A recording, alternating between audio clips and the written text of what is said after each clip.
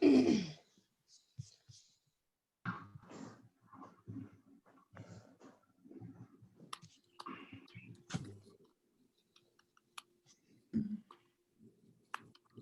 you all see my screen? Yes. Yes. Yes. Okay. Play. All right. Welcome here, November 24th. Mary, you want to start us off with "Oh, What a Beautiful Morning"? I play Jingle Bells in lieu of "Oh, What a Beautiful Morning." Okay. That too. Well, we can skip that. Okay.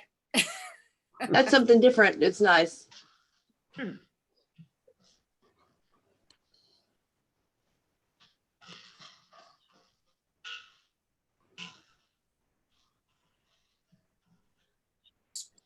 Trying to change things up a bit.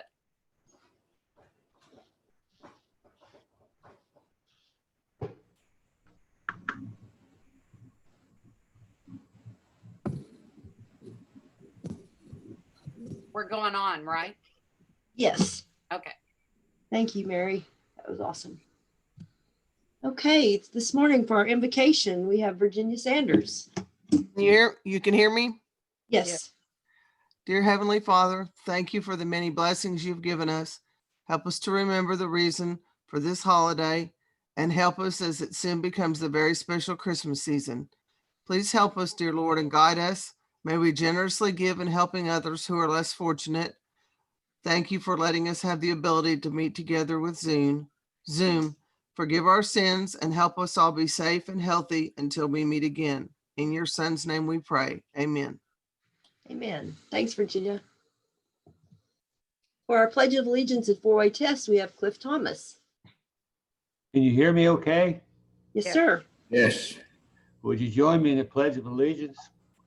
I pledge allegiance to the flag of the United States of America and to the republic for which it stands, one nation, under God, indivisible, with liberty and justice for all. And now will you join me with the four-way test of the things we think, say, or do? Is it the truth? Is it fair to all concerned? Will it build goodwill and better friendships? And will it be beneficial to all concerned? Thanks, Cliff. You're welcome. Okay, moving on to announcements this morning. Do we have any happy dollars?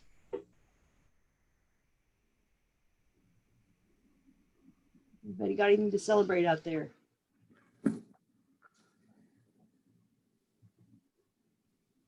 All right, that? so I've got a couple, Jonna. Okay. Retirement is on the horizon for me at the beginning of the year. And we have put a new house under contract, and it's only about 5-6 minutes from where we live, but we'll be moving at the beginning of the year. So retirement and moving. It's a lot Nice. going on. Congratulations. Thank you. Do you know, will you have OEC fiber available? I have OEC fiber where I live, and I will have OEC fiber where I'm moving to. That deal. was a requirement of the house. In today's connected world, it's just, it's the way it's got to be. Once you get it, it's hard to live without it. That's for sure. Amen to that, sister. Do we have any other happy dollars? Yeah. I have a happy dollar. Katie does. Okay. Hi, Katie. Hi. So last night I blame Connie Eckstein because she created a monster, but I am now doing level 4 improv, and there was an open audition for an improv troupe last night, and I went to it and I tried out. And I just looked at it as extra practice with people more experienced than me, and it was a lot of fun, and I learned a lot, and I don't know if I made it, but I'm really thrilled about it. Yay, improv. Nice. Very nice. Good job. This is David. Hi, David. I have Hi, 5 David. happy dollars for Jared Deck, who's joining us today as a guest. He was in the Weatherford Rotary for 7 years, I think from 2010 to 2017, and moved to Norman a few years ago. So now he is checking out the Rotary, maybe coming back to Rotary, I hope, to one of the clubs. So welcome to Jared today. Welcome, Jared. Welcome. Welcome, Jared. Do we have any other happy dollars? I have, well, not so much a happy dollar, but a grateful dollar or two. So last night, my brother called and to let me know that he had been diagnosed with colon cancer, which is not happy at all. But my grateful dollar is that he caught it early enough to where they feel with surgery and removing the cancer that the surgery itself will be curative and he won't need to undergo chemo or radiation. And so I'm just really grateful for a medical system that allows for early testing as well as successful treatment. So I'm really grateful that I'm going to have my brother around for a long, long time. So although I didn't think when I was 14 that I would have said that out loud. But anyway, so that's my grateful dollar. I think that's a great happy dollar, grateful dollar. I have a happy dollar. I want to welcome Michaela from, Michaela, you're going to have to jump in and help me pronounce your last name and remind us where you're from in Italy. Good morning, everybody. I'm Michele Civiero, and I was there 2 years ago. It's incredible to think that it's already 2 years since the last time I was there. And I was hosting by your club, and so I'm very grateful to visit you all today. So thank you for inviting me. Good to see you. Welcome. We're glad you're with us. I can't believe it's been 2 years.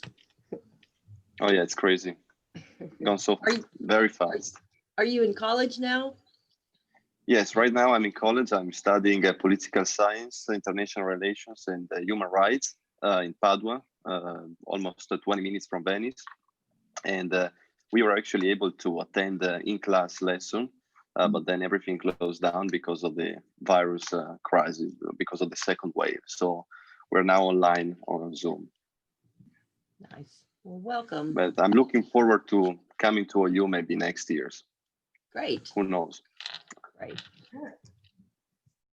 Okay, any other happy dollars this morning? I kind of skipped announcements, but we kind of hit those with the happy dollars. So welcome both Michaela and Jared. I appreciate you guys joining us this morning. I know we meet kind of early, at least for Jared. I don't know what time it is there, Michaela, but okay. So Keith, you want to talk about Salvation Army bell ringing? Betcha. I'm glad to announce that this Saturday, the 28th of November, all the slots are filled. And I will be sending some more information for the rest of them. We kind of have to push from week to week. The following week, December 5th, I'm half full. And to go along with Bill Wallace's program request, please, everybody that rings bells, please take your picture or have somebody take your photo with your bell ringing partners. And in the email I'll send out later today, I think it would be good to send to me and to Bill, and so that we can get them, Bill can put together his program. And I know, I think I know how to get them on the Rotary website and stuff, and we can see everybody working hard and having a good time. I was told last night, I didn't see it and I haven't heard anything from Salvation Army, but there was something on TV, and I have a feeling it had to do with probably the Oklahoma City one, that they were furnishing disposable aprons and gloves. I know that it's not going to be a problem at all for Farouk to furnish just gloves. Obviously, disposable aprons, no, not for Farouk anyway. And I have no other guidelines from the Salvation Army. I mean, I know we're going to have to mask up, and because of the way that people enter Sam's, when I talked to Farouk 2 or 3 days ago, nobody had rung there yet, and he wasn't how we would set up with the person that is in there now checking people in, but we will certainly figure out a way to work around that, and he'll help us tremendously to do that. I was signed up to open up and kick off the thing, and I had an opportunity to go to Houston to see my grandsons, and David Imey has stepped up to take my spot. David will be kicking it off this Saturday at 10 o'clock. And there will be, I'm going to get some information to David, but also for those of you that ring later in the day, we will have a paint stirring stick like we've had in the past. Some people didn't know what it was for. And being very optimistic is to tamp the money down in the bucket. So, and I hope we need it. And that will be available, and it'll be tucked in behind the stand. Bill Wallace, while I've got the floor here, is there anything else that you want to say about photos or anything to do with the bell ringing to help with your program? No, Keith, I think you covered it, and I'm gonna try to swing by and see David when it starts up that day and try to get I think just pass it on to the next person that shows up to try to take a photo, so we can put a group of them together to share with everybody. Okay. And I kind of dwelled on this Saturday. There are plenty of slots to fill yet. And one of the things, I've reached out and actually recruited two so far, bell ringers outside of Rotary. One is Janine Baker, that was a previous member, and one is a lady from my church, Jonna K. Steed. And I know that there's other organizations out there that normally ring bells that don't, that certain individuals in those groups want to ring bells. And even though it's a Sooner Rotary function, if somebody knows other people that want to ring bells and join our group, I'm very open to that. And anybody that has a business, that has staff that may want to get involved and do that, that's fine too. I mean, we're that snotty or snobby or that good that we can't have other people join us and help us and help the Salvation Army. So I think that covers it right now. I might say that it's a short notice. I'm planning on leaving for Houston tomorrow morning, flying down in my plane. If anybody needs anything hauled down to Houston or wants to go to Houston for a few days, I've got room in my airplane, and be happy to have you go along. Be landing at the West Houston Airport, which is kind of the west side of Houston by name. Anyway, it's a good opportunity if somebody needs something hauled down there and wants to go for an airplane ride. And I plan on coming back Saturday sometime. Great. Thank you, Keith. That's such a great, it's always one of our most fun activities that we do as a club. And so if you haven't signed up, please do. And like Keith said, there may be other people who love to ring bells that their organization isn't this year. And the more the merrier, it's all going for a great cause. And so nothing sadder than an unmanned bell or an unmanned kettle. So. Thank you. Well said. Okay, next we have Dr. Jack Veller is going to share with us a fundraising opportunity that just came up in the last couple of days. I think it's a great opportunity for our club to raise a little funds. And Jack, why don't you tell us about it? Thank you, Jonna. Our board met last night and adopted a fundraising opportunity on December 13th that just suddenly came up.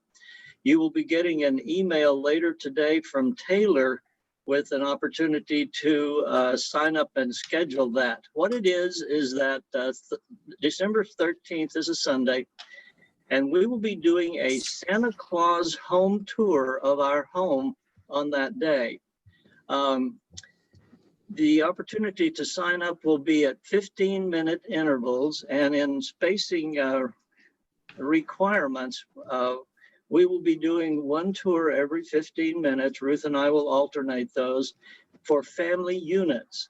So you, your spouse, significant other, your children, your grandchildren, whatever kind of family unit you want, you can schedule yourself for a tour between noon and 5.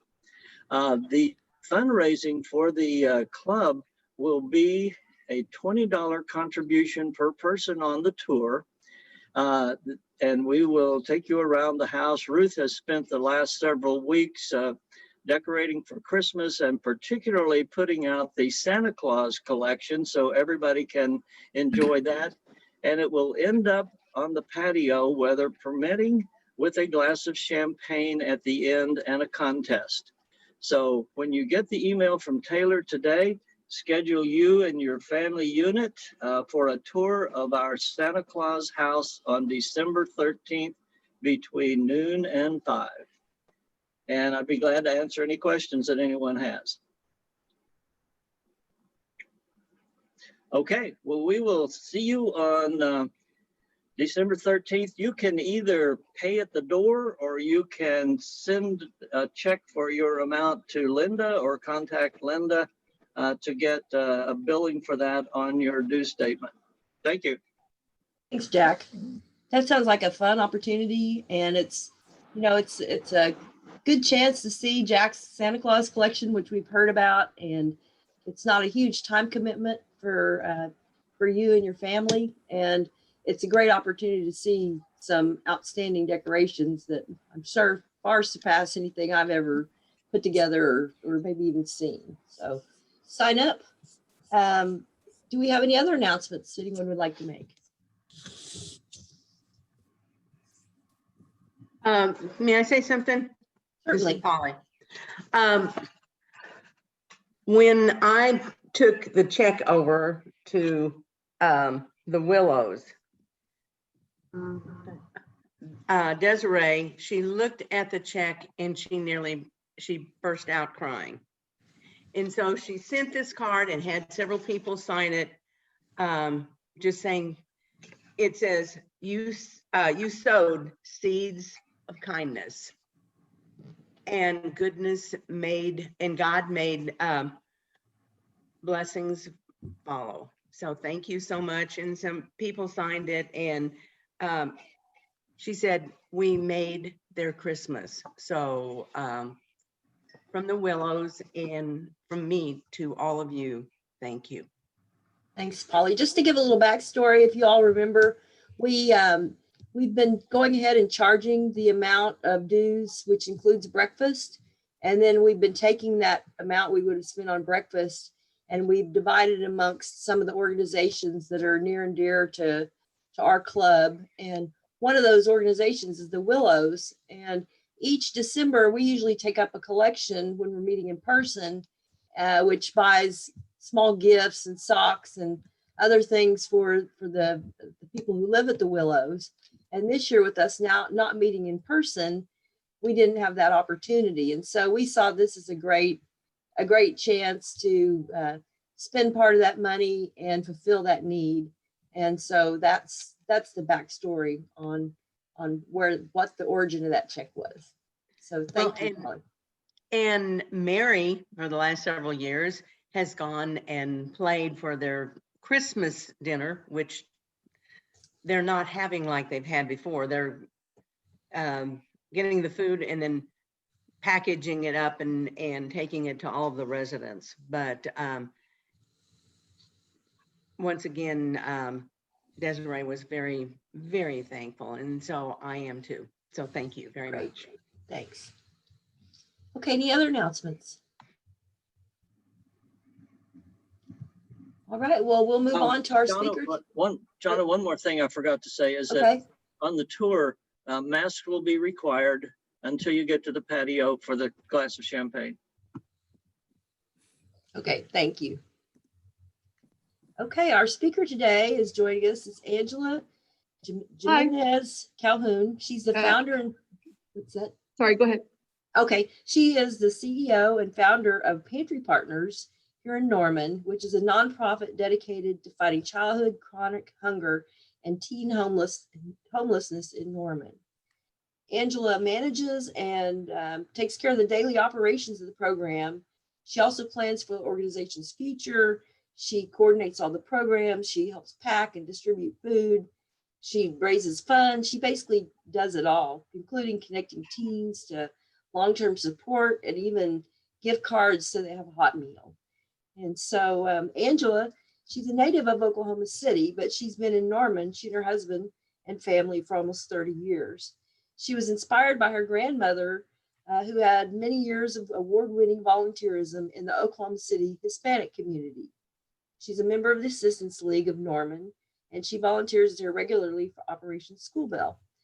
For the last 5 years, Angela has volunteered to help with the Norman High School Tigers Helping Tigers food pantry program. Hopefully you got a chance to read her full biography in our newsletter. And starting to lose my breath a little bit here, Angela. So if you want to, I will stop sharing my screen and let you share yours, and Okay. I'll let you elaborate. Thank you and welcome. Thank you. Okay. Now let's see, let me figure out how to share my screen. I think I can figure that out.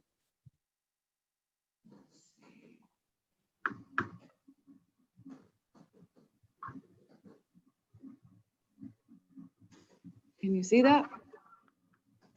Yes. Yes. Okay. Let's see.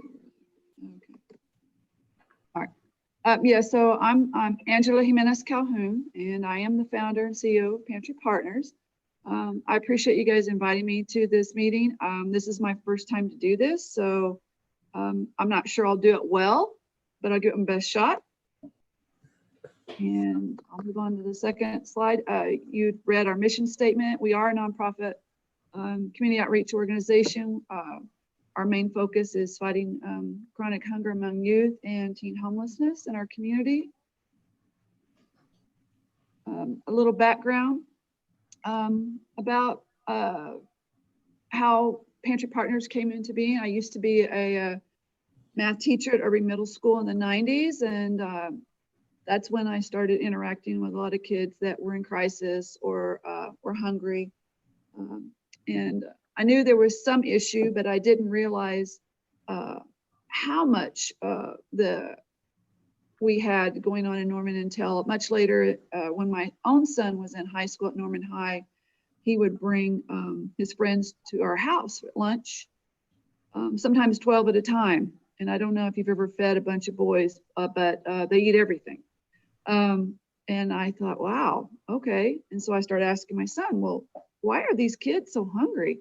You know, and he told me that a lot of his friends were either homeless or didn't have access to regular food, you know, consistently, couldn't afford lunch, various reasons, things like that. So I started doing a little research on that, and eventually I wound up becoming the Tigers Helping Tigers site coordinator at Norman High with their food pantry, and I've been doing that for 5 years. And as time went on, I turned what I do into a nonprofit because of the need had grown beyond what I could do on my own. And so now I'm in my second year with Pantry Partners. Hey, Angela, can Yes. you turn your screen down just a little bit so we can see your face? All I can see is your eyes, and we joked about this last week that you don't have to mask up on Zoom, so we mouth. Sorry, I can't see myself on here, so I don't know that you can't see me. Okay, Sorry. yeah, you need to turn it down so we can see. There you go. Better? Yeah. Perfect. This is my 7 o'clock in the morning look. Whew. Wow. Usually I'm exercising in the morning. I'm not usually having big conversations. Okay, so where am I? Let's see. Okay, good. You can see me, right? Right. Okay. Okay, so let me go back here. Whoops. Now I don't know what I'm doing. Okay. Here are some numbers you can take a look at, kind of the stats for Oklahoma. Clinton County, and then for Norman. As you can see, we have pretty high numbers with chronic hunger among youth in our community, within our state, with our and oh, that says Cleveland County. Sorry, that should say something else. But as you can see, I had help with this, and somebody typed this up for me. So, and I didn't check that, so it shouldn't be Cleveland County. For Norman, we're at about 51% free and reduced lunches. It goes from 49 to 51% throughout the schools. We have some schools that are at 80% or 90% at free and reduced lunches. And what comes with that is a lot of chronic hunger throughout the day. A lot of kids not having access to food when they get home or for the weekend. So there are a lot of, and there's still a lot of underserved students in that category. Most of them are teens, because teens don't like to be recognized or noticed that there's an issue. So that's why my focus has been teens, because they are the most underserved in the youth population in our community and throughout the country. Okay, we have several food programs. Now, typically we do a Friday food bag program, and that's what we've been doing for years, where students pick up pre-made bags through their pantries at the high school, which is something that I've been doing for a long time. However, with the pandemic, that had to change, and now we do distribution from pantry partners instead of the high schools, because we can't operate out of the high schools because of COVID. So I have combined Norman North and Norman High's pantries at my location here on Gray Street at Pantry Partners, and we pack monthly boxes of food. And it's supplemental food for the month. Typically, some of you that came to the open house, you saw the displays that I had. It kind of shows you what Regional Food Bank sends, and then Pantry Partners supplements what they send, so that there'll be plenty for the month, or we hope there is.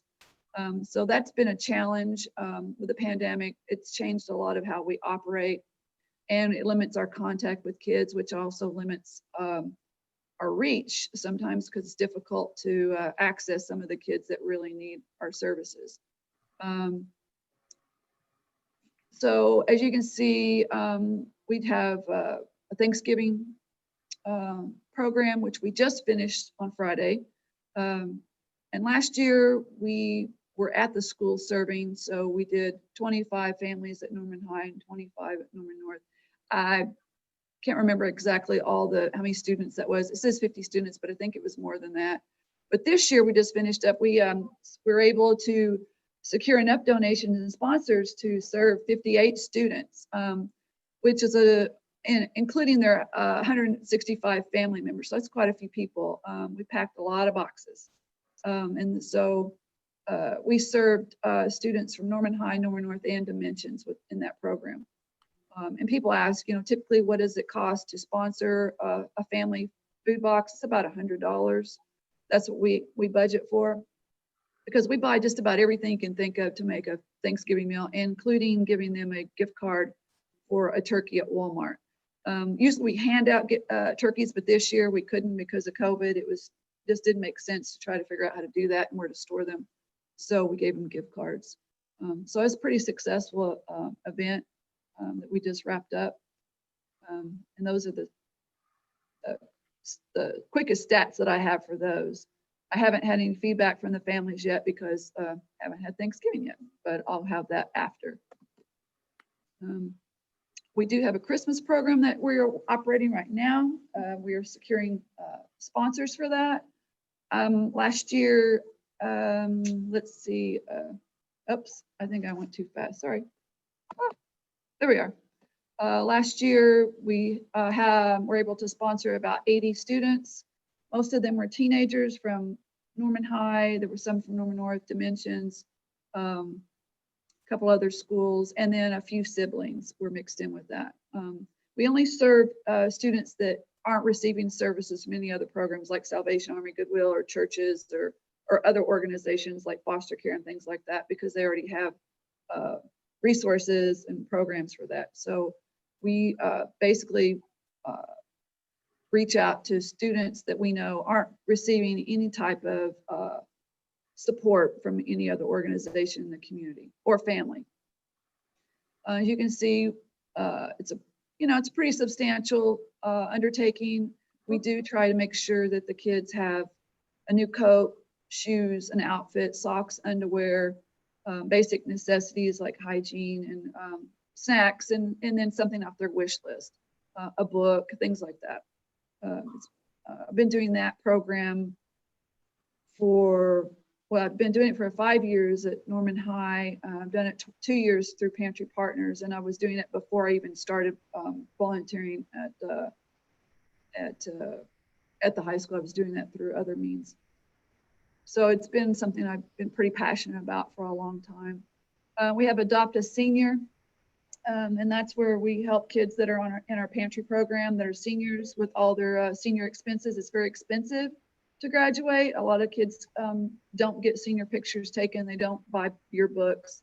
There are fees involved. A lot of them can't afford the cap and gown. So we make sure they have all those things if they need it. And that's been really a helpful program to a lot of kids, and they really appreciate that help. And then we have a new shoes program, which I've been doing the longest of any program that I've had, where people have contacted me over the years with kids who need shoes. So we purchase new shoes for teens specifically, or other kids that are in need upon request. We have back to school event. Now we partnered with Laundry Love. I don't know if anyone is familiar with Laundry Love. Laundry Love is a program that we do. Well, my friend took it over. It's based out of Oklahoma City. We do it on Lindsay. I think it's called Sooner Wash. Once a month, and people can sign up, and they don't have to prove anything other than you just sign up, and you get $10 worth of free laundry.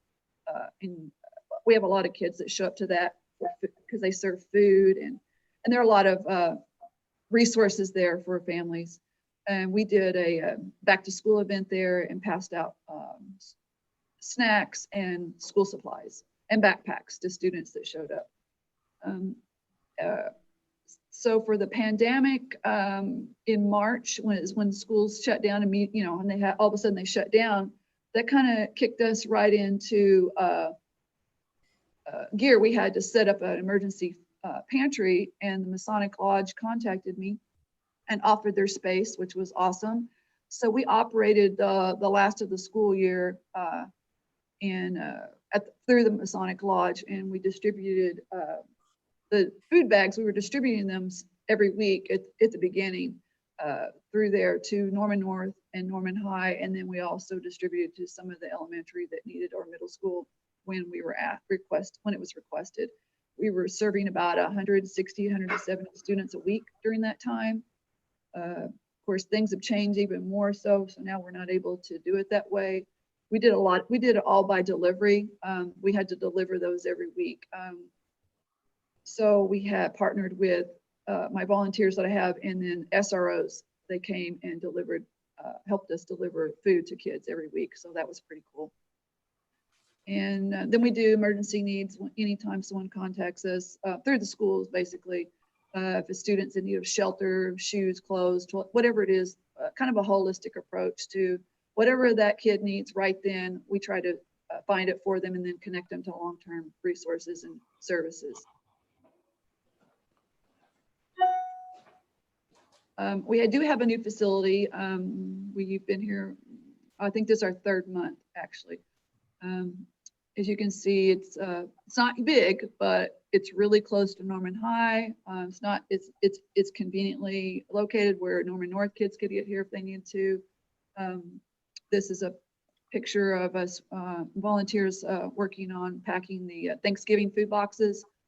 Social distancing was involved, a lot of that. You can see the racks. That's our pantry. That before we started putting food in it, it's kind of what it looks like. And I know that some of you toured that during the open house. Right now it's kind of empty. We need to fill it back up because we did distribution for November. The goal is to we have a phase 2, which is the front part of our space, is to turn it into a Wi-Fi cafe or coffee shop type vibe for the students that we serve at Norman North, Norman High, or Dimensions, or any high school student for that matter in our Norman public school system would have access to it.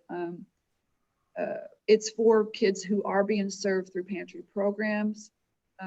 We hope to find sponsorship for that and help us finish building it out. We want to put in a kitchenette and have a refrigerator and a sink and microwave, coffee maker, all those things, so kids can come here and do homework, meet tutors,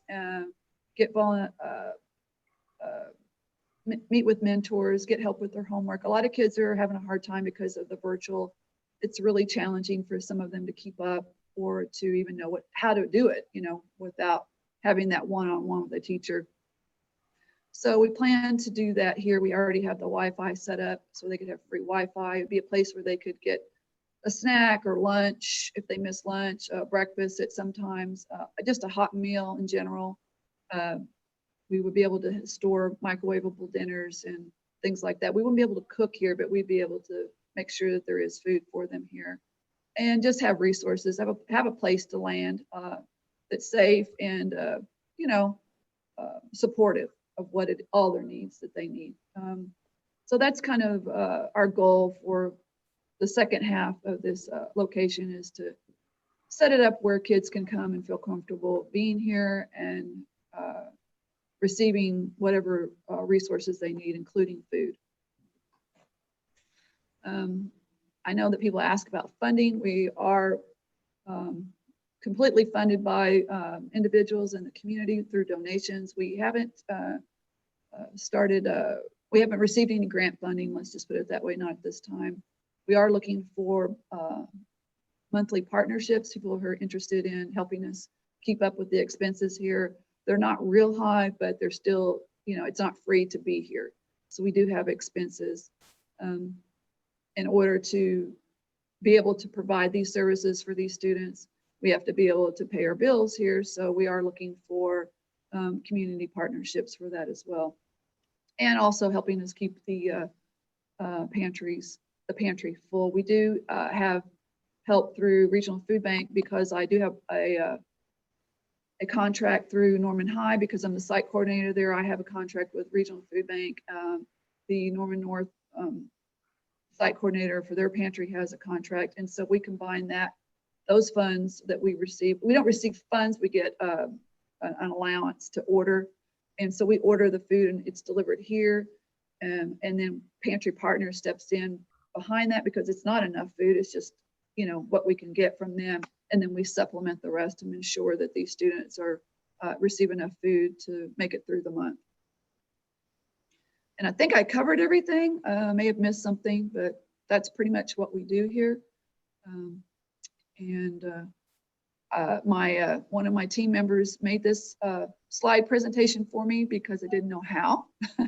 So I appreciate the fact that I had someone that could do this for me. And this is the first time I've ever done one, so it wasn't as horrible as I thought it was going to be. And if you have any questions. I've got a question. Yes. You said that the students that qualify are students that aren't in other programs and stuff, but how do you find the students, or how do the students find you? Those students are recommended to us through the high schools, through their counselor, teacher, a principal, or the community liaison. I work directly with the community liaison at Norman High, Brenda Wilkins, and then also Mo is from Norman North, so she has been working on the list for Norman North for me, and they send that information to me. The students receive questionnaires that I have developed, kind of asking a little bit about them because I can't really tell people who the kid is that they're serving because of FERPA and they're minors. I have to protect their privacy and all that. But I get information from them through questionnaires, and then I kind of develop a format that kind of gives the sponsor an idea of who the kid is, kind of things what they like, gives them a little bit of a picture of who they're sponsoring. But yeah, it's not like anybody can just call me and say, hey, I need my kid, you know, I need gifts for my kid. That's not how it works. They are, I do receive the list directly from the schools. Thank you. Yeah. And we also have helped food and shelter with kids before too, when they've asked. Angela, this is David Imey. Hi. Thank you for making this very, very good presentation and making us more aware of your organization. I have two questions. Yes. The first one is, if we want to sponsor a senior, how much is that to do so? And then also, what are your hours of operation at your place if we want to drop stuff off? Okay, so the first part about sponsoring a student, some people like to shop for themselves, so I send all the information to them, and they are required to pick out at least 6 things on the item, on the list, 6 items on the list, and wrap, and then there'll be instructions about when to drop off. Some people can't shop, or because of COVID especially, they don't want to. So we do offer a service where we shop for the sponsor. We usually budget through donations $150 to $200 per student, depending on their needs, because we do buy them shoes, coat, an outfit, like I said, several things. So that's basically about what it costs. And we try to shop where we can get the best prices for the things that we get for the students, but still buy them something that's quality. And our hours of operation, we are only open by appointment because we're not a public pantry. We're only open for students. So we limit the public's access because we do work with minors and we have to protect their privacy. So for donations, we have to coordinate and schedule those.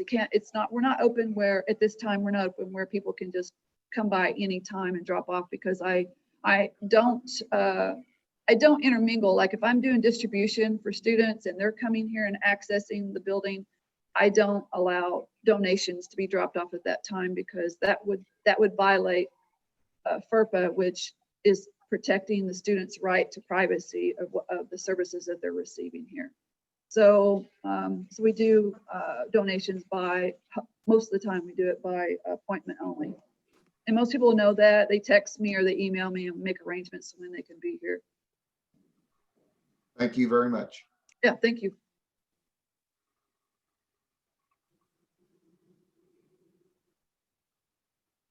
I had to unmute myself. I have a question, Angela. Yes. A few weeks ago, or maybe a couple of months ago, we had a presentation by the Assistance League and the Operation School Bell.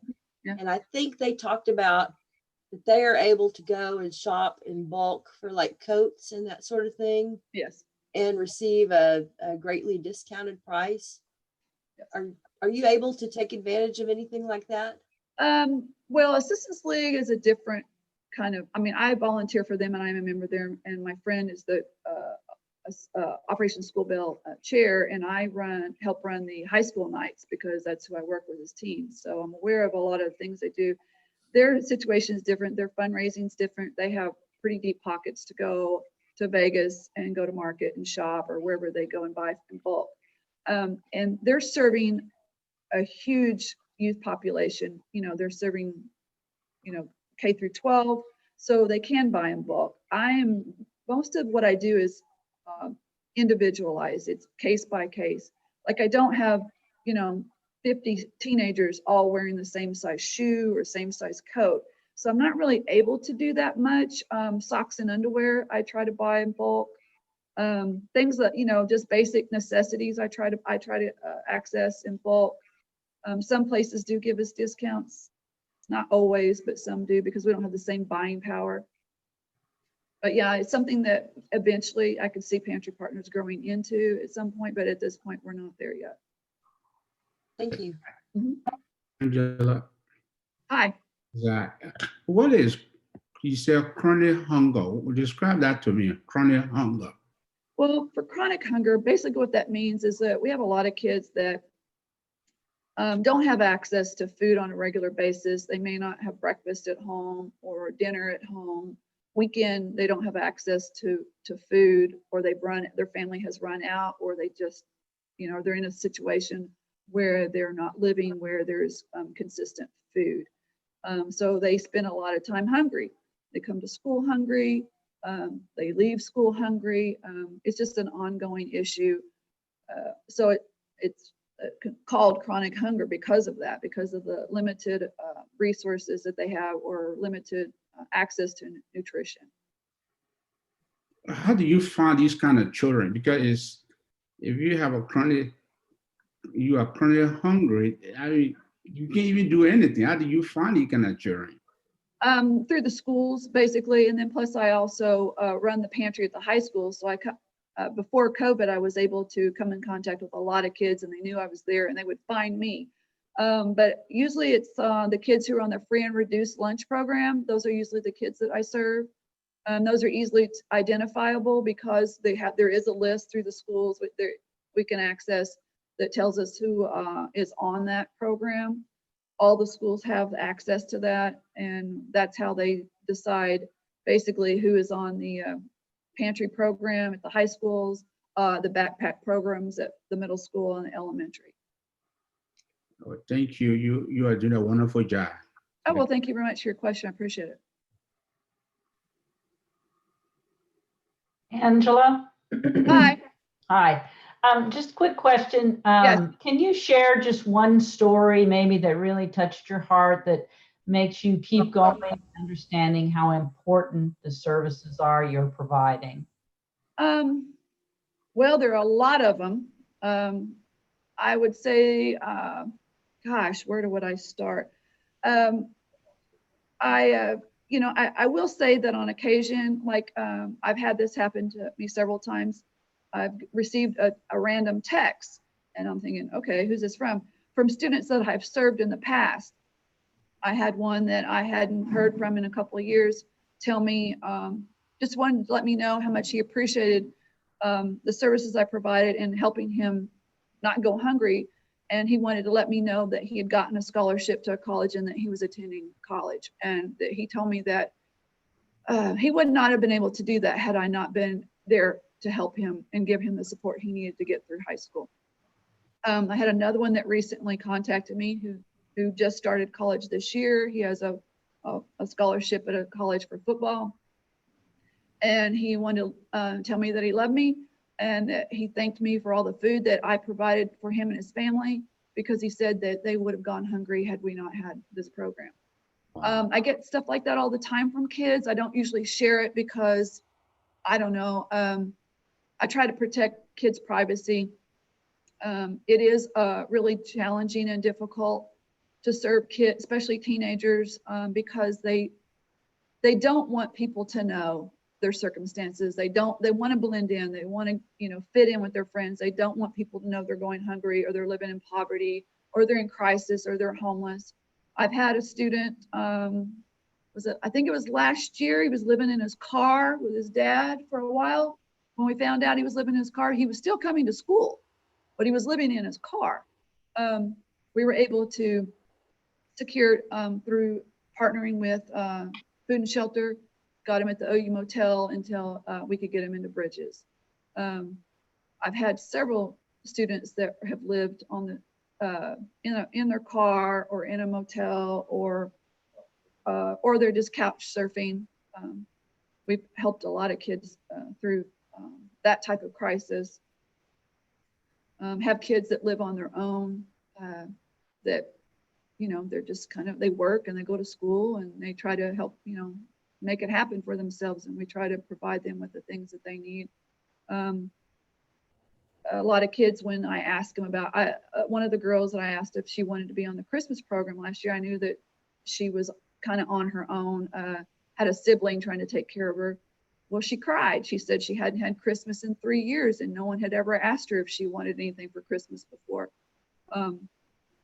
So that was pretty exciting to have her sponsored because of her situation. No one had ever asked her about Christmas, and she hadn't had one in several years. So I have stories like that. I mean, there are so many. They're all very personal. It's usually a one-on-one experience that I have with kids. There aren't a lot of volunteers that have access to the kids because of FERPA or have those experiences. But I think as we grow, some of that will change, and some of the volunteers, when we do vet volunteers, they have to have a background check. They have to be FERPA trained because of the type of kids that we serve and a lot of delicate situations. We have to be real careful about who we have around these kids because they trust us, and they're vulnerable. And then I have one student right now that I've been helping their family for a long time through our programs. They were homeless. Their home burned down last year. They were homeless for 4 months, I think. We were helping them stay in motels and finally helped them be able to get a house and in a home. Through the community, we were able to fully furnish their home because they lost everything. I mean, we were able to furnish everything you can think of that you need for your home, including food, we had done within 48 hours. So that was pretty exciting. That's the kind of community we have and the contributions that we can secure just by asking, And that student hopefully will go on to college as well. He's hoping to get a scholarship and go to school. We do have some students. We have a student that's has had a baby this year that we have helped to make sure they stay in school, get them resources for their baby and for them, and they want to go to college. And so we just try to offer support wherever a student is at, from wherever they are into wherever they need to get. That's what we try to do. And if we can't get them what the help they need, we find somebody who can. So we partner with whoever can offer resources that we're unable to secure. I hope that answered some of your question. Yes, thank you very much. Thank you, Angela.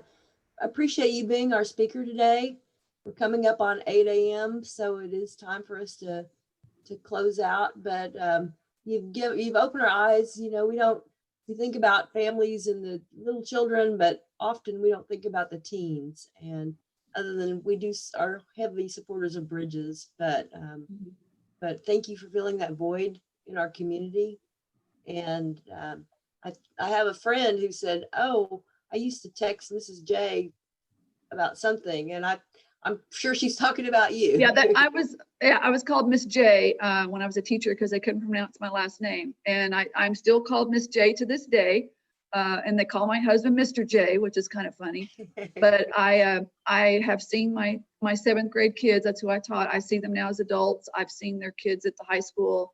So it's kind of full circle. It's really cool. And I've had some of them even tell me, thank you, because I've fed kids when I was a teacher. I used to go to Taco Bell and buy 50 burritos and bring them back to the school and give them to the kids I knew hadn't had lunch.